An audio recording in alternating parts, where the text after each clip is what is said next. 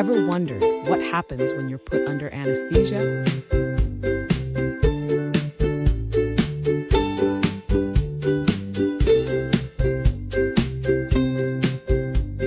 Going for surgery?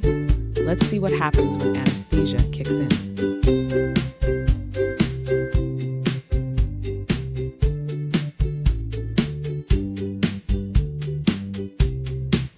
Drugs are given via injection or inhaled through a mask.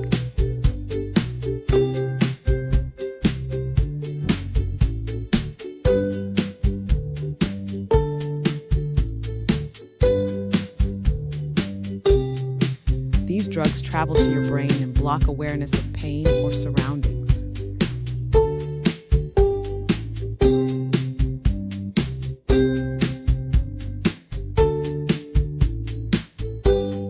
Your heart, lungs, and brain are closely monitored by the anesthesiologist.